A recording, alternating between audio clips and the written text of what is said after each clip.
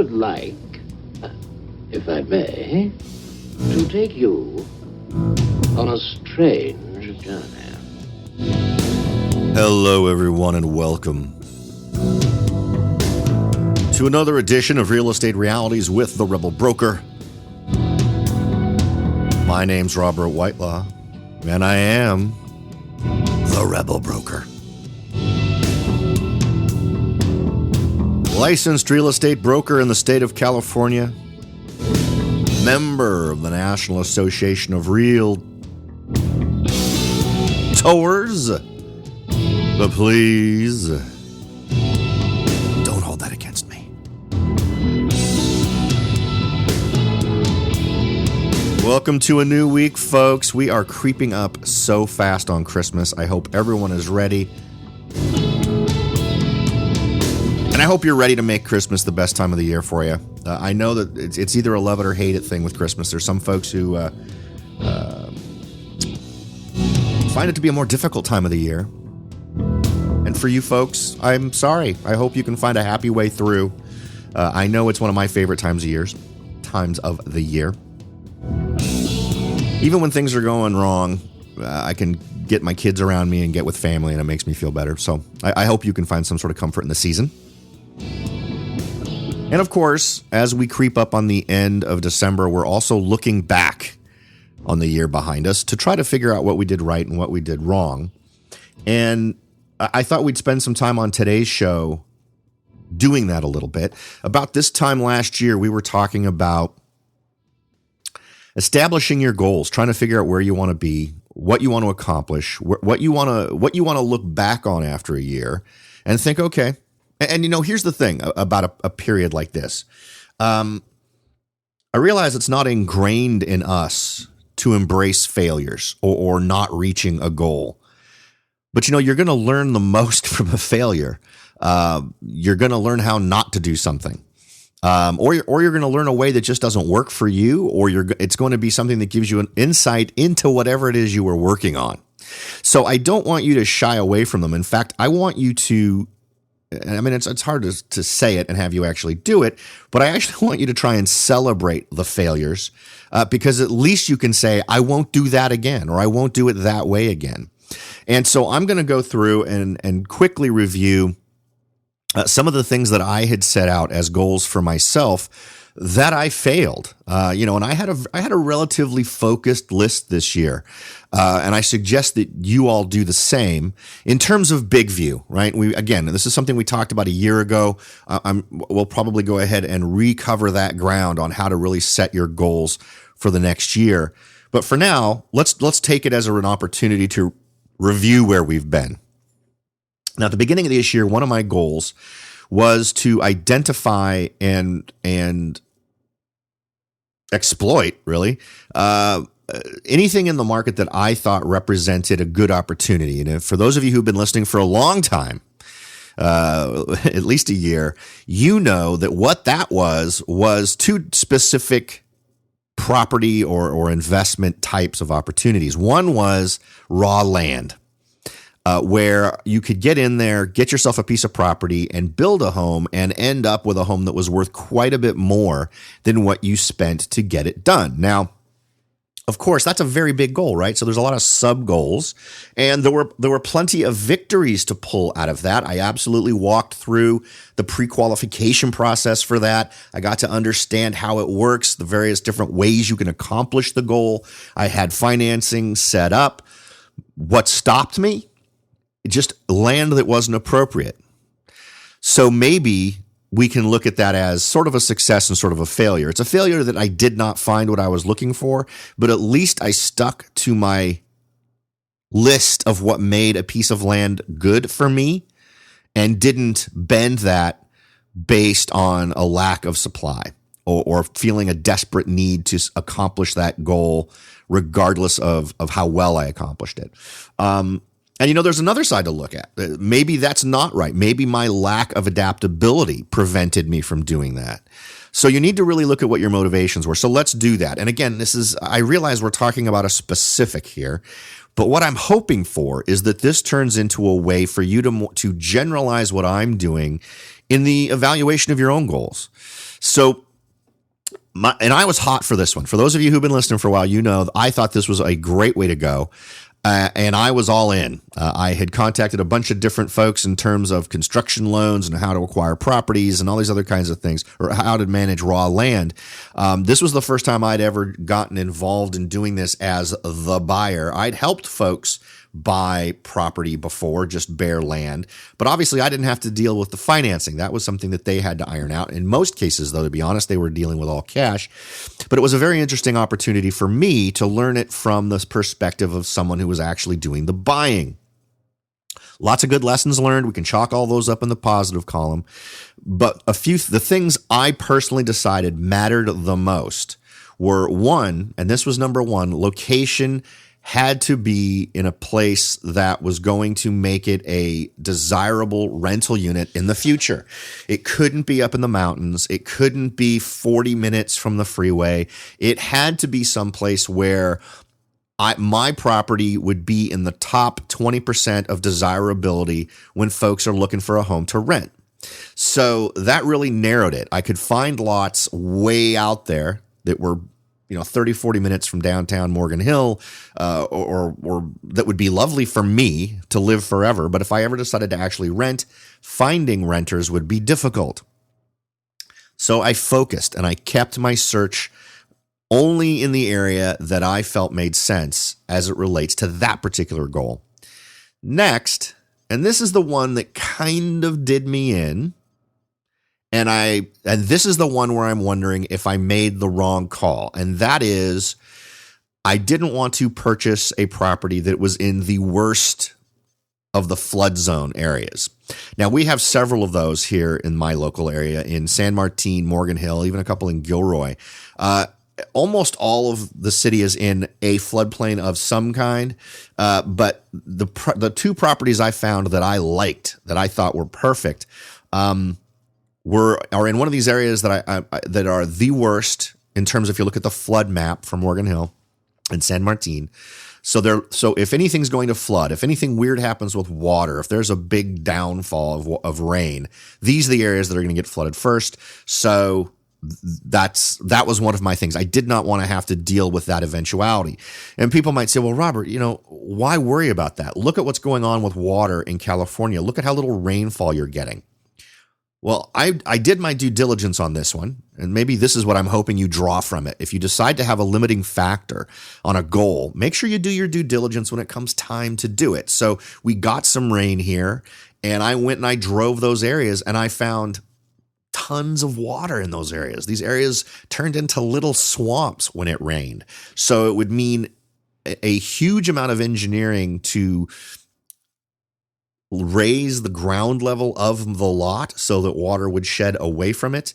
And then in addition to that, it would require additional engineering to raise that house higher up off the ground than is typical, just so that I'm managing any potential problems relating to flooding that way. Then, of course, there's the idea of having a sump pump under my house. I have absolutely, in my business in San Martin, I have dealt with properties that are multi-million-dollar properties that have a sump pump under them that are wet underneath the house an awful lot of the time. So there is absolutely the possibility that I let that be a limiting factor when I shouldn't have. I'm still sort of looking into that in terms of my hesitancy. What's interesting about that is the lots that I'm talking about are still available. They've gone off the market a couple of times and come back on the market. And from what I'm hearing, it's because they've discovered two things: what it would cost to get flood insurance for homes on the property, and then also what it would cost from an engineering standpoint to mitigate water-related issues. So I'm thinking it's one where you could make an argument each way, but I feel like I made the right call on the right side of that particular argument. Okay.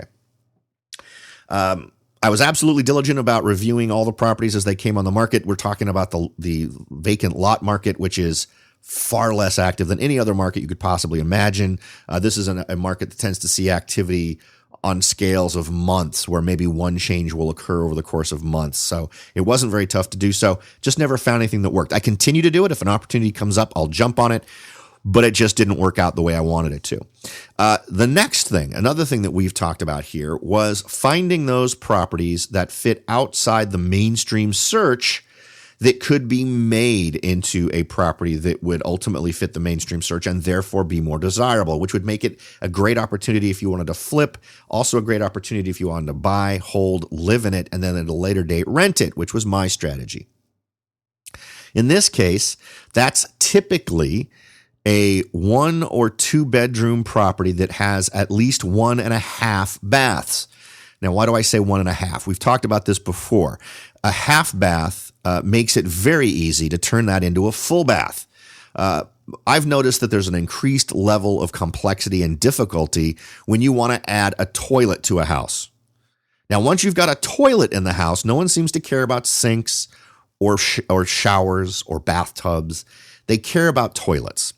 So if you're going to add a toilet, that is a whole different level of complexity in terms of permitting and those types of things. So if you can find a 1.5 bath home that has 2 or fewer bedrooms, and it also has a large enough lot that you could add bedrooms and increase its footprint relatively easily, you've got a great opportunity in front of you. And that's another property I was looking for. I did not manage to find any over the course of the last year, and there's really nothing else to say about that. There's simply none of them came up. There were no properties that came up that fit that criteria. And finally, I want to hit the adaptation, right? It's great to create goals. It's great to be dedicated to those goals, but it's also important to be willing to take in new information or adapt to the way things change and then change your strategy. So we've already covered what our failures in terms of not achieving them, not being able to find that property that's at least 1.5 baths, 2 or fewer bedrooms so that I can leverage off of that lack of utility and modify it to make it more utility and then be able to sell it at a higher price or rent it more effectively. Didn't succeed in finding land. So my strategy changed. Now, my strategy last year was I'm going to hold the property I'm currently in.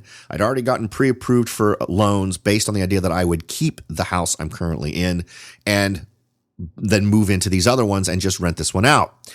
The strategy changed. As I started to see where the market was going and starting to see what prices were here, it became very clear that I could sell the home I'm currently in, achieve the goals related to buying another property for me to occupy, but then also take some of the funds from that sale and acquire another property that I could use exclusively for income. So I changed my plan. It made sense. The numbers worked. And it also is a good example of questioning or at least reviewing things that you personally consider this is what I do, right? I consider myself a buy and hold guy. My philosophy is buy it and keep it. You can always work with it down the road. You can rent it. And it's a real thing. You can go and you can see it. You can stand on it. You can touch it. It has real value. I consider, and a lot of folks will disagree with me on this, but I consider a home a far greater, or a piece of property, a far greater thing than cash. There's a dirty joke that actually jumps to mind at this moment, which I'm not going to share. Maybe in a private email. But it's basically the idea of someone saying, well, look at all this cash I've got. And me being able to say, yeah, well, you see this is a house. And with this, I can get as many of those as I want. And that's really the truth. You can rent this and you can be asleep for 4 weeks. And at the end of that 4 weeks, there's still going to be a check waiting for you from the person who lived in the property that you own, right? That is a great thing. Having that kind of an asset that generates income for you is fantastic. Now, there's the other side of the coin where folks will argue that a home that you live in is not an asset. This is a big topic. If for any of you who go out and check out the larger real estate investor websites and boards, like Bigger Pockets is a good example. I had an article about this a few weeks back that was very interesting. That your home isn't an asset. It's an expense, right? It's something that you spend money on. And while that's true, and I think that it is prudent to think of it that way when you're occupying it in terms of what your financial plans are, I think we all get that by and large, if time isn't an issue for you, in other words, if bad times come and you can afford to keep it through the bad times, good times will come back and you will make your money. Nothing is a better example of that than the downturn we just experienced. There are folks who, if they could have held on to their properties, their homes would today be worth double what they were.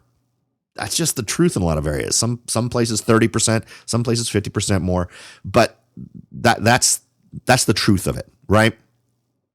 But they couldn't.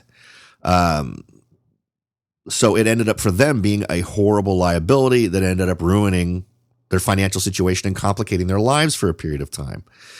So the reality for all of us who are trying to get into this, who are trying to turn a piece of property into an asset is you don't necessarily, and this is something I've always found interesting because there was always a mantra in the 90s, right?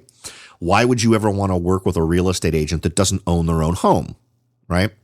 Well, that's a very interesting. That might make a great bumper sticker. Not being a fan of bumper sticker philosophy, I think it really depends on some deeper questions. Well, what if that real estate agent just figured out that their cash flow is better if they rent versus buy, but they own property? Right. So the real question should be, if you're a savvy person as it relates to real estate, if in the place you live, it's actually cheaper to rent than to buy, are you the smarter guy or the dumber guy? Particularly if you're someone who owns properties that you rent, but you yourself rent from someone else because it's cheaper. I think that's a pretty good question to ask, right? So think about those things, question your own assumptions and the things that you've done up until now, or the things that you've convinced yourself are the way to do things. Just every once in a while, go back and revisit. Check those numbers, check the circumstances, make sure that it all actually works. Now, even if it doesn't work as well as another thing, if you find yourself just absolutely comfortable with the way you're doing things and it's working for you, fantastic. Do I think that you could absolutely enhance what you're doing by every once in a while questioning it, by doing what I do, where at least once a year you sit back and you evaluate what you've been doing to figure out if it's been as effective as it could be? I think that's absolutely useful for you.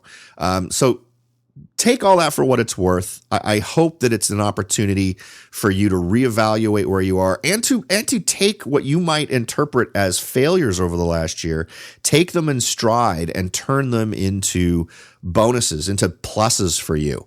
Even though you don't achieve the specified goal with a thing, you get benefit from it. The act of doing it makes you stronger, right? Even if you fail to push that rock up the hill and it rolls all the way back down, you've still built the muscles and you've still learned the techniques to get it almost all the way up the hill, right? So all you got to do now is do it one more time, keep doing what you were doing and build on it. So don't take all of the things that have gone wrong over the last year as reasons to quit or stop or give up, because they're not. Because you know what? Here's the absolute truth. And this isn't just some sort of Tony Robbins walk across the coals thing. This is the absolute truth. The next person who comes along to try to achieve the same goal you just achieved knows far less about getting further along in the process than they do. You may have only gotten 50% of the way there, but they've gotten 0% of the way there. So today, you know how to get halfway to your goal. That's pretty good, right? It may not be what you wanted to finish the year off with, but that just means you now can reevaluate your position and calculate how to get that other 50%. So good luck to all of you in terms of achieving those goals, and good luck in honestly reviewing the things that happened over the last year that worked and that didn't work, because there is a wealth of knowledge there that's going to help you get further next year. So good luck with that. Okay, I'm going to take a quick break right now. We'll come back in a minute. I found a very interesting article on Housing Wire I wanted to share with everybody, so don't go anywhere. We'll be right back. Are you ready to jump in and start your search for your first investment property? Maybe you've decided that it's time to own your own home, or maybe you're ready to sell your home and move on to something new. No matter what your goal is, the Rebel Broker can help. That's right. Aside from hosting this show, I am also the owner, broker of Whitelaw & Sons Real Estate Services right here in Silicon Valley. With over 25 years experience serving Silicon Valley, Morgan Hill, San Martin, and Gilroy, I or one of my great agents can help you achieve your goals in real estate. So if you're ready to look into taking that next step towards achieving your real estate goals, point your browser at www.soldbyrobert.com. That's www.soldbyrobert.com and get in touch. Let me show you how I will earn your business and your respect.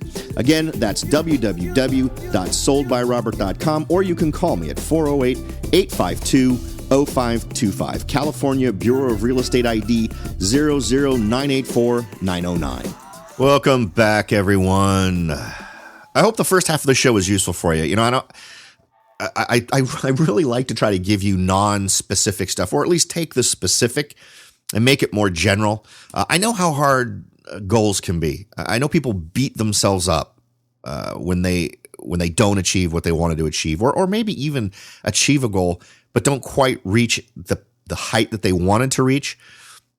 And I love the determination. I love the desire, but you need to embrace the idea that some goals are meant to not be reached. You know, I oftentimes will set goals for myself that I think would be ridiculously optimistic to think that in the time frame I've given myself, I can get there.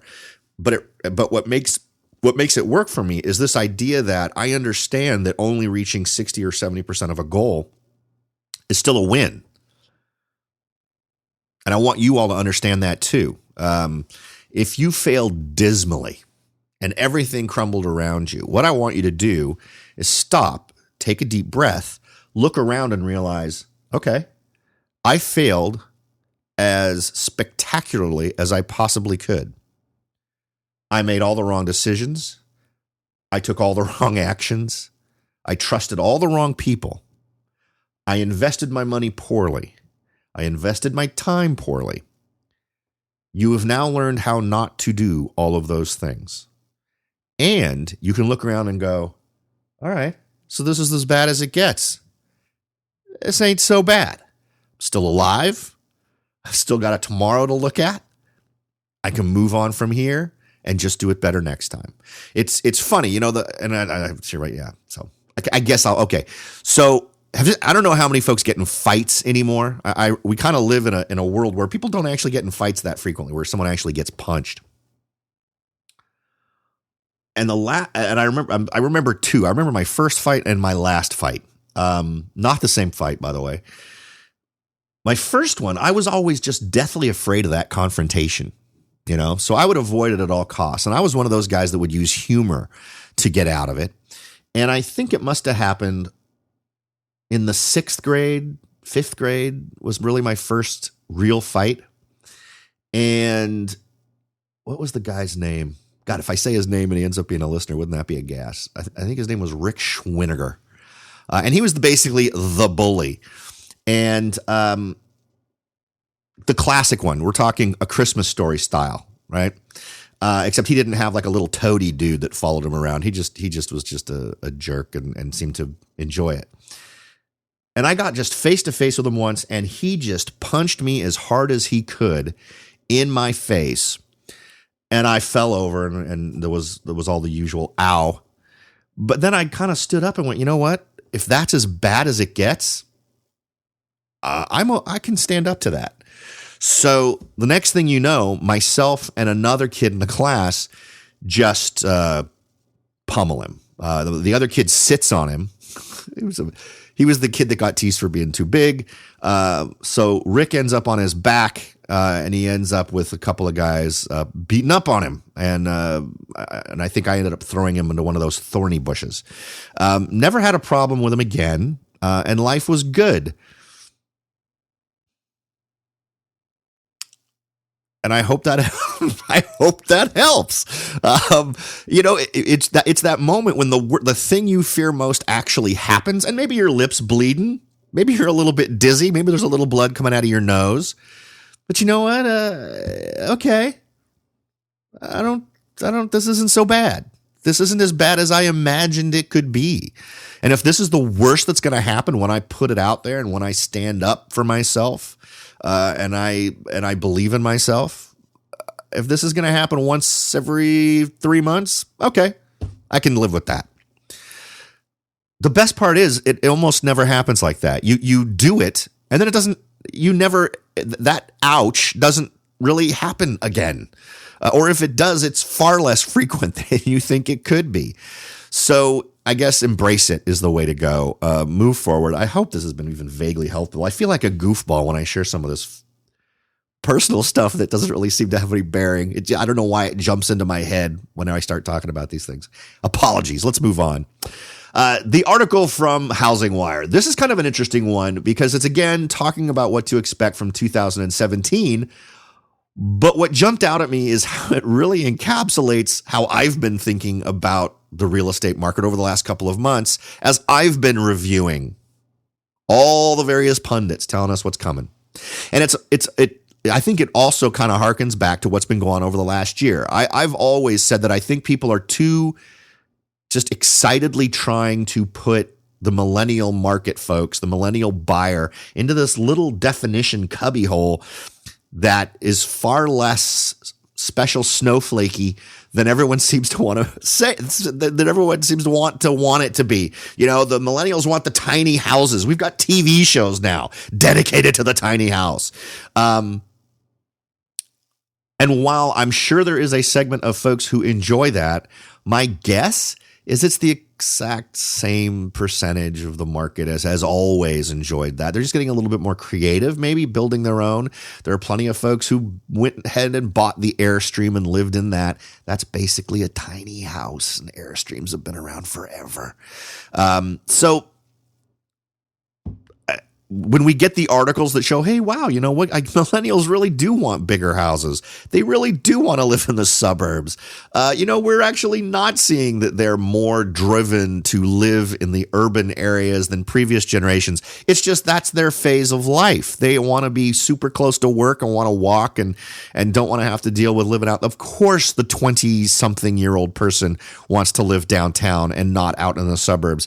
That's how I was when I was a 20-something. That's how my parents were when they were 20-somethings. That's how my grandparents were when they were 20-somethings. So I that's been kind of comical to watch this setting of the stage of who the special snowflake millennials are, and then it ends up, well, you know what? Yeah, they're looking for the same stuff now. Yeah, oh well. But now we're talking about stuff that's a little bit less ambiguous than that, a little bit less about what your opinion of a particular buying group is, because there's a lot of folks saying a lot of different things about 2017. Let me just quote a couple of bits here from this particular article from Housing Wire. And of course, as always, you'll be able to find a link to this article in the show notes for today's show. Oh, and by the way, I apologize for today's show being late. I usually delivered at 2 a.m. Pacific time. Again, had issues. In fact, you might even be able to hear in the background, I have like one computer trying to repair. I'm having to do the show slightly differently today because computers are still giving me a hard time and hard drives just don't want to cooperate. But in any event, so let's go ahead and jump in here. And her first few sentences here are just fantastic because I think they really capture it. Because if you go do a Google search right now and just limit it to the last 2 weeks, for instance, what to expect in 2017, you're going to go down and find this exact same of disconnect just that's being reflected by this article. Housing will pick up to its fastest pace ever in 2017. No, wait. It will see a slowdown due to affordability constraints. No, that's not right. Affordability is at its best point in years. If you wanted to encapsulate what everyone's telling us about 2017, you can simply take that first paragraph from this Housing Wired article, and that is it. That is exactly what we're seeing. Nobody seems 100% sure.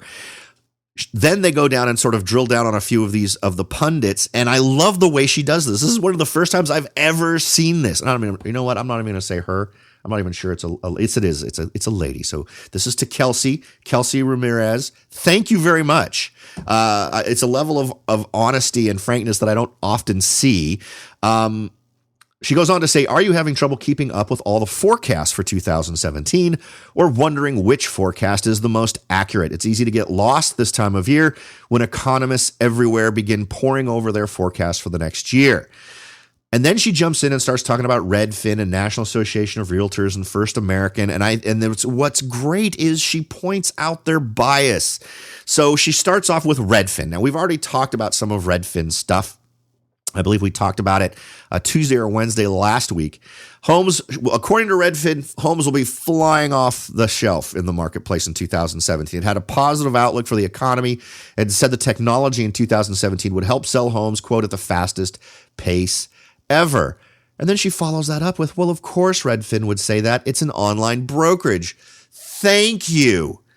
Whenever we finally get some honest folks out there saying, well, this is what folks would say in a question call, right? If it's one of those calls you can't absolutely make, if your bread is buttered by this marketplace, well, of course you're going to lean more towards the direction that would make you the most money, which is a increasing market with a great deal of activity, with amazing pace, because that's what brokers want. And Redfin is a brokerage. So there you go.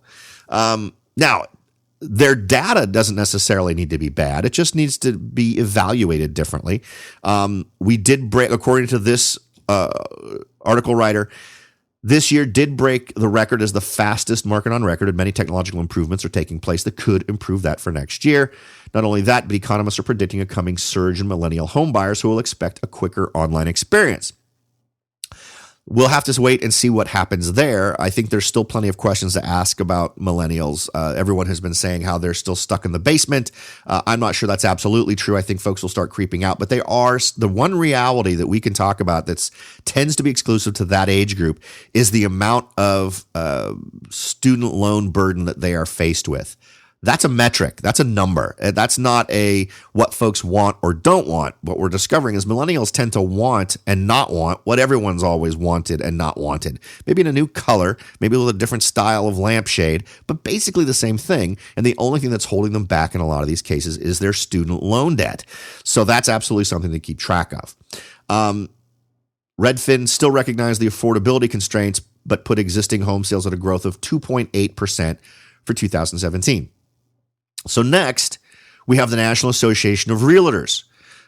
Interestingly enough, and I pointed this out when we talked about their numbers a while back, they're a lot less optimistic, which is a mind blower. The National Association of Realtors does not make money directly with homes being sold, which may explain why they're willing to be more somber in their report.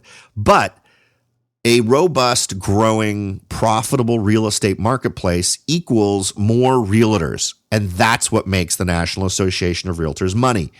They get paid dues every year. I write them a big, fat, juicy check, not just to the National Association, but to the California Association of Realtors every single year. I could not if I didn't want to, but then I would no longer get access to the multiple listing service as a real estate agent. So the National Association of Realtors kind of has a corner on the market in terms of really owning that segment. If you want to be a real estate agent, you got to become a realtor, or you're not going to be able to get access to, the number one tool that gets homes sold. So it's interesting that they were pointing out a marketplace that wasn't quite as robust. Let's see. And the National Association of Realtors predicted an increase of just 2% in existing home sales due to affordability constraints. So nearly a full percentage less than the folks at Redfin.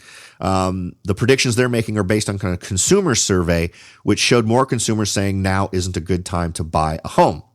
Less consumers said now is a good time to buy in the fourth quarter after interest rates shot up.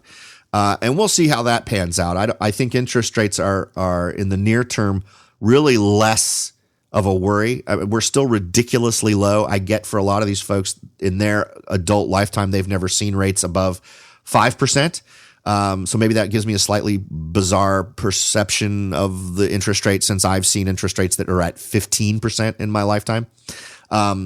Next, there's First American, who's saying now is still a very affordable time to buy a home and that trend will continue in 2017. Of course, their bias, and she points it out here, is that they're a mortgage company. So that means that they want folks to come out and be buying. First American looks at other factors such as inflation, wage growth, unemployment, and other factors to determine what it calls the real house price index. When considering all of those factors, First American found that by the end of 2017, homes will still be 30% more affordable than it was during the housing boom. So what's the actual truth here? Well, the actual truth is for you and for me as a real estate investor, it all depends on the context of the properties we're talking about. It depends on what the numbers show. Are we likely to see a huge drop in property values? Well, I don't see yet. I see us setting the stage for that possibility down the road, but I don't see yet a huge, I guess, reserve of highly risky stuff. We are reaccumulating it. Remember, we've taken on a lot of policies over the last couple of years that mirror policies we were doing for almost 10 years that led up to the downturn. But if folks get back into real estate in the same way they got into real estate last time, yeah, we'll absolutely be setting the stage for a real estate-based very bad time. Then there's all the other stuff that we occasionally touch on here. That relates to what's going to happen with international currencies, what's going to happen with negative interest rates, what happens with things like the derivatives bubble that we've talked about before, where there is more money currently wrapped up in what are basically bets in derivatives that equal more than the total number of cash on the planet. And you can't, if anything defines what a bubble is, it's derivatives. And some of the biggest banks are hep deep in those kinds of investments that are ridiculously risky. Just Google it, and what little bit you'll probably find out there, or at least some of the graphs relating to how much derivatives investments has grown. That stuff will scare you. So we have a lot more outside of real estate things that could potentially cause us some trouble. But no matter what happens, I'm still of the mind that I would rather have a house I own than $100,000. I will be happy to trade that for that. Because even in the worst of times, and if inflation goes absolutely nuts, these are all things that I get, that it's much harder to turn a house into cash if you need to go buy bread. But it's not hard to rent out a room in that house. It's not hard to turn just parts of that house into something that generates income. And if you're willing to move out and go live in a van down by the river, well, you may not have a house you're living in anymore, but suddenly you have a thing that's making you money. And obviously I'm biased. I'm a broker. I'm a real estate broker. And I love real estate. I got into this business because of how much I love real estate for a lot of different reasons, not just because it's a great way to potentially make money. But every market presents opportunities. So just keep that in mind. No matter how bad you think things might get, just and if you're convinced, great. Just make your purchases and make your decisions based on the idea that I need to do this in a way that I survive the worst thing I see happening. All right, folks. I hope that has been helpful. I absolutely appreciate you being willing to spend your so valuable time with me, and I hope that in return you get value in return. Things maybe you're able to talk about with friends later on, or things that you're able to think about, or maybe things that get you thinking in a slightly different way that'll potentially help you be even more successful at whatever it is you do. Thanks for listening. I'll talk to y'all next time.